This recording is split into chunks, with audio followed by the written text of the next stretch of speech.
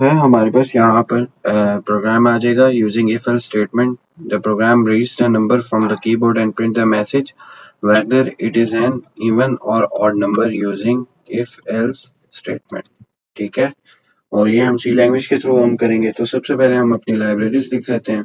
ठीक है, hash include studio dot h, ये आपके हर प्रोग्राम में आपके लाइब्रेरीज आएंगी।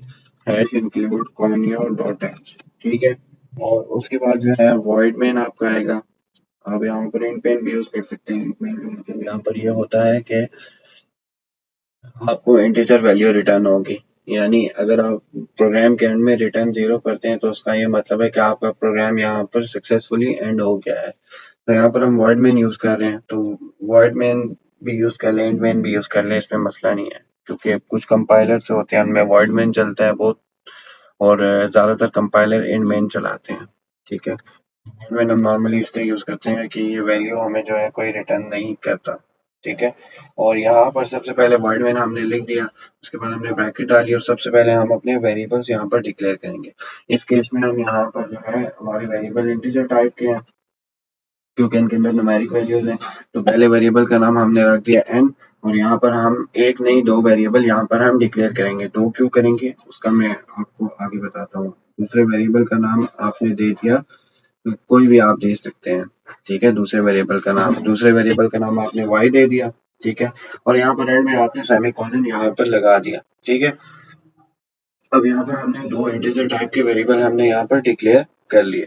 तो नेक्स्ट स्टेटमेंट के अंदर हमने यहाँ पर प्रिंट एफ का यूज किया। ठीक है, प्रिंट एफ स्टेटमेंट का हमने यहाँ पर क्यों यूज किया, क्योंकि यहाँ पर हमने एक नॉर्मल टेक्स्ट देना है, और नॉर्मल टेक्स्ट हम किस फॉर्म में लेते हैं प्रोग्रामिंग में, हम स्ट्रिंग की फॉर्म में नॉर्मल टेक्स्ट अपना देते हैं। तो यहाँ पर हमने दे दिया प्रिंट एफ इंटर ए नंबर, और यहाँ पर हम स्लैश एन भी डालते हैं कि जो हमारा टेक्स्ट है ये नेक्स्ट लाइन से स्टार्ट हो। बैक स्लैश एन का मतलब है जो आप टेक्स्ट डालेंगे ये आपका नेक्स्ट लाइन से यहाँ पर स्टार्ट होगा। तो यहाँ पर हमने इन्वर्टेड कॉमास डाले, इन्वर्टेड कॉमास के बाद एंड में हर स्टेटमेंट के एंड में आपने सेमी कॉलन यहाँ पर लगाना है लास्ट में। ठीक है, तो ये आपने यहाँ पर लिख दिया। ठीक है, और अब इसके बाद जो है यहाँ पर अब हम नेक्स्ट लाइन में आएंगे, स्कैनफ फंक्शन का यूज करेंगे कि क्योंकि किसी भी वेरिएबल की वैल्यू को गेट करना हो, प्रोग्राम जब एग्जीक्यूट हो जाए आपका at the time of output, तो आप स्कैनफ फंक्शन का यूज करते हैं। तो हम जो है इंटीजर वैल्यू को गेट कर रहे हैं, तो परसेंट डी का काम यहाँ पर क्या होता है, परसेंट डी यहाँ पर ये करते हैं इंटीजर वैल्यू को रीड और प्रिंट कराने के लिए यूज करते हैं। तो इसलिए यहाँ पर जो है हम इन्वर्टेड कॉमास के अंदर यहाँ पर परसेंट डी यहाँ पर लिखेंगे, और कोमा डाल के जिस वेरिएबल की वैल्यू को हमने गेट करना है वो यूज करेंगे। यहाँ पर हमने जो है एन की वैल्यू गेट करना है at the time of output, तो हम यहाँ पर एन लिखेंगे। ठीक है, और उसके बाद जो है अब हमने स्कैनर फंक्शन का यूज कर लिया। अब उसके बाद जो है हम यहाँ पर हमने हमारी स्टेटमेंट क्या है कि हमने इवन और ऑड नंबर फाइंड करना है। तो यहाँ पर जो है हम क्या करेंगे, यहाँ पर अब हम यू करेंगे कि यहाँ पर अब हमने यू कर लिया कि ये जो हमारा वेरिएबल है दूसरा, ठीक है, इस दूसरे वेरिएबल की वैल्यू की मदद से हम फाइंड करेंगे कि फंक्शन इवन है ऑड। यहाँ पर हमने दूसरे वेरिएबल को लिखा y इज इक्वल टू हमने लिखा कि n, और यहाँ पर परसेंट डाला और 2 डाला। ठीक है, अब मैं आपको बताता हूँ स्टेटमेंट का मतलब क्या है। ठीक है, सबसे पहले हमने वेरिएबल y डाला, और वेरिएबल y को हमने किया कि अगर ये यहाँ पर जो परसेंट का साइन होता है प्रोग्रामिंग लैंग्वेज में इसको कहते हैं डिवाइड, यानी इसको मॉड्यूलस ऑपरेटर कहते हैं, कि अगर n की वैल्यू 2 से डिविजिबल है, यानी अगर n की वैल्यू 2 से डिवाइड हो जाती है तो वो y की वैल्यू होगी। क्या, अगर n की वैल्यू 2 से डिवाइड हो जाती है तो वो y की वैल्यू होगी। ये जो आपका परसेंट का साइन है ये आपका प्रोग्रामिंग लैंग्वेज के अंदर क्या होता है, ये मॉड्यूलस ऑपरेटर होता है। मॉड्यूलस ऑपरेटर किस लिए यूज होता है, डिवाइड कराने के लिए यूज होता है दो वैल्यूज को। तो यहाँ पर हमने कहा कि n की वैल्यू अगर 2 से डिविजिबल है, यानी अगर n की वैल्यू 2 से डिवाइड हो जाती है तो वो y की वैल्यू होगी, और जो y की वैल्यू होगी उसी की कंडीशन पर हम डिसाइड करेंगे कि हमारा नंबर इवन है या ऑड है। ठीक है, तो यहाँ पर हमने इस वेरिएबल को हमने वैल्यू असाइन। अब यहाँ पर अब हम अपनी कंडीशन जो है लगाएंगे। हमने यहाँ पर इफ स्टेटमेंट का यूज किया, यहाँ पर अब हमने ब्रैकेट डाली, ब्रैकेट के अंदर हमने यहाँ पर कंडीशन लगा दी। कंडीशन अब हम यहाँ पर क्या लगाएंगे कि जो y की वैल्यू है, क्योंकि हमने यहाँ पर क्या लगाया था कि n अगर 2 से डिविजिबल है वो y की वैल्यू है। तो अगर y की वैल्यू है ठीक है। अगर y की वैल्यू अगर n y से डिविजिबल है, ठीक है, अगर y यहाँ पर 0 के बराबर है तो इसका यहाँ पर क्या मतलब है कि ये इवन नंबर है। ठीक है, यहाँ पर प्रिंट है, ठीक है, यहाँ पर हम पैरेंथेसिस डालेंगे और यहाँ पर हमने स्लैश n का यूज किया, बैक स्लैश n का, और यहाँ पर हम लिखेंगे कि it is an even number.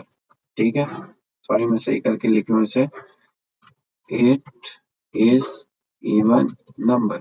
यहाँ पर इन्वर्टेड कॉमास बंद किया और यहाँ पर हमने सेमीकोलन डाला और यहाँ पर ब्रैकेट हमने बंद कर दी।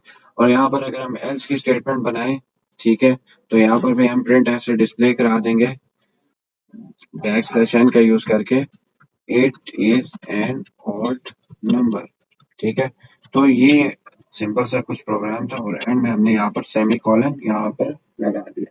ठीक है, और यहाँ पर जब एल्स की स्टेटमेंट हमने लिखी, नीचे हम गेट सी एच भी लिखते हैं। ठीक है, गेट सी एच हम लिखते हैं। ठीक है, गेट सी एच हम इसलिए लिखते हैं क्योंकि यहाँ पर जो है वर्ड मेन के अंदर हमारे पास यहाँ पर मेथड यूज होता है, जबकि इंट मेन हम यहाँ पर यूज करते हैं प्रोग्राम के एंड में हम रिटर्न 0 लिखते हैं, और जब वर्ड मेन यूज करते हैं तो प्रोग्राम के एंड में हम गेट सी एच लिखते हैं क्योंकि कोई वैल्यू रिटर्न नहीं कर रहा होता। ठीक है, और यहाँ पर जो है अब ये कंडीशन मैं आपको दोबारा समझा दूं कि हमने यहाँ पर किया क्या कि अगर n2 से डिविजिबल है, अगर n2 से डिवाइड हो जाता है तो वो y की वैल्यू होगी। ठीक है, और अगर यहाँ पर n2 से डिवाइड हो जाता है, ठीक है, तो वो y की वैल्यू होगी। तो हमने यहाँ पर कंडीशन ये लिखी कि अगर n2 से डिविजिबल हो जाता है और y की वैल्यू होती है, और y जो है अगर 0 के बराबर है तो इवन नंबर है। ठीक है, क्योंकि जाहिर बात है कि 2 से जो चीज डिविजिबल होगी वही हमारी क्या होगी, इवन नंबर होगी। ठीक है, यहाँ पर अगर 2 से n की वैल्यू डिवाइड नहीं होती, user at the time of output अगर 3 लिखता है वैल्यू, 3 2 से डिवाइड तो नहीं होता, तो वो आपका आउटपुट तो वो आपका क्या होगा, ऑड नंबर। अगर n जो है 2 से डिवाइड हो जाता है, यानी अगर यूजर 2 एंटर करता है, 2 1 2 तो ये 0 के बराबर है, तो हमने यहाँ पर क्या लिखा कि अगर कोई चीज 2 से डिवाइड हो सकती है, लेट सपोज कि अगर हम यहाँ पर एग्जांपल ले लें, ठीक है, कि 4 डिवाइडेड बाय 4 किसके बराबर होता है, 0 के बराबर होता है, तो ये हमारे पास क्या होगा, इवन नंबर होगा। जाहिर बात है जो चीज जिससे डिवाइड हो जाए एंड में हमारे पास क्या बचता है, 0 ही बचता है ना। तो इसीलिए हमने यहाँ पर कंडीशन लगाई n अगर 2 से डिविजिबल है, यानी 2 से जो भी वैल्यू डिविजिबल होगी वो y की वैल्यू होगी और वही इवन नंबर डिक्लेयर होगी। जो वैल्यू 2 से डिविजिबल नहीं होगी वो हमारी यहाँ पर क्या होगी, ऑड नंबर होगी। ठीक है, तो अब इस प्रोग्राम की आउटपुट हमारे पास क्या आएगी। ठीक है, इस प्रोग्राम की आउटपुट हमारे पास कुछ यूँ आएगी। आउटपुट हम यहाँ पर लिखेंगे आउटपुट, और यहाँ पर यूजर से कहेगा कि एंटर ए नंबर। ठीक है, यूजर ने लेट सपोज यहाँ पर नंबर एंटर किया 2 4 कह लें। ठीक है, अगर यूजर ने फोन नंबर एंटर किया तो सबसे पहले स्कैनर फंक्शन 4 को गेट करेगा, यानी वेरिएबल की वैल्यू को गेट किया, फिर उसने जाके इस कंडीशन से कंपेयर किया कि यहाँ पर परसेंट का यूज किया, मॉड्यूलस ऑपरेटर है कि n की वैल्यू 2 से डिविजिबल है, n की वैल्यू अभी क्या थी 4, तो ये चेक करेगा कि ये 2 से डिविजिबल है, अगर ये 2 से डिविजिबल है तो वो y की वैल्यू होगी, और जो y की वैल्यू होगी जाहिर बात है जो अगर n की वैल्यू 2 से डिविजिबल होगी तो वो इवन नंबर डिक्लेयर होगी, n की वैल्यू 2 से डिविजिबल होगी वो y की वैल्यू होगी। ठीक है, और y की वैल्यू जो होगी वो हमारे पास क्या डिक्लेयर होगी, इवन नंबर होगी, और जो वैल्यू यहाँ पर 2 से डिविजिबल नहीं होगी वो ऑड नंबर होगी। ठीक है, यहाँ पर 4 जो है हमारे पास क्या है, 4 हमारे पास 2 से डिविजिबल है, तो इसीलिए हमारे पास इसकी आउटपुट क्या आएगी, इट इज इवन नंबर। ठीक है, और अगर यहाँ पर दोबारा अगर यूजर एंटर करते हैं एंटर अ नंबर, यहाँ पर अगर 5 एंटर करता है तो जाहिर बात है 5 2 से डिविजिबल नहीं है, तो यहाँ पर कंडीशन फॉल्स होगी। पहली कंडीशन ही जब फॉल्स हुई तो वो एल स्टेटमेंट में यहाँ पर आएगा, और एल स्टेटमेंट में हमारे पास क्या आउटपुट दिखी हुई है कि यहाँ पर ऑड नंबर है ये। ठीक है, it is N odd number, क्योंकि ये 2 से डिविजिबल नहीं था 5, और पहला इसीलिए इवन नंबर है क्योंकि ये n की वैल्यू 2 से डिविजिबल थी, जब डिविजिबल हुई पहली कंडीशन सेटिस्फाई हुई, और दूसरी कंडीशन में गया तो y की वैल्यू जो है जाहिर बात है 2 से डिविजिबल थी तो ये इवन नंबर होगी। तो यहाँ पर अगर दूसरी कंडीशन में 5 था, 5 की वैल्यू 2 से डिविजिबल नहीं थी, पहली कंडीशन ही हमारे पास यहाँ पर फॉल्स होगी, तो इसीलिए एल्स की स्टेटमेंट बन गई। तो ये इसने ऑड नंबर यहाँ पर दिखा दिया। ठीक है कि ये 5 ऑड नंबर है और 4 इवन नंबर है। उम्मीद है आपको ये प्रोग्राम समझ आया होगा।